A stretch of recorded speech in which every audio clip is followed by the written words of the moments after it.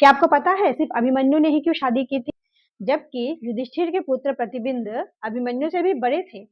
असल में ये कहानी शुरू होती है राजा हरिश्चंद्र के समय से। जी हाँ, हम सभी जानते हैं कि राजा हरिश्चंद्र कितने बड़े सत्यवादी थे। लेकिन राजा हरिश्चंद्र सिर्फ सत्यवादी ही नहीं थे, वो सबसे बड़े दानवीर भी थे।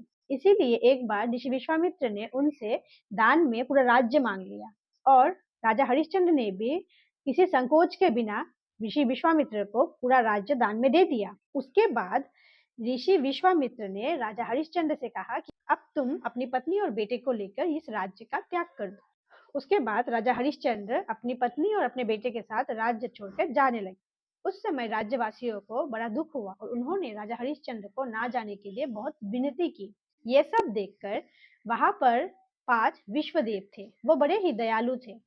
उन्हें राजा हरिश्चंद्र की ये दशा देखकर बड़ा दुख हुआ, तो उन्होंने ऋषि विश्वामित्र के कार्य की निंदा की। ये सुनकर ऋषि विश्वामित्र ने उन 5 विश्वदेवों को अभिशाप दे दिया कि तुम लोग अपना देवत्व खो दोगे और इसी पृथ्वी में तुम लोगों का जन्म होगा। तुम लोग ना ही विवाह करोगे और ना ही तुम्हारी कोई संतान होगी।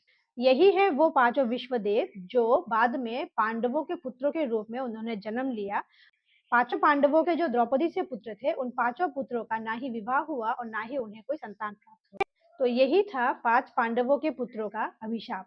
इसी के साथ मैं वीडियो समाप्त करती हूँ। मिलते हैं अगले वीडियो में।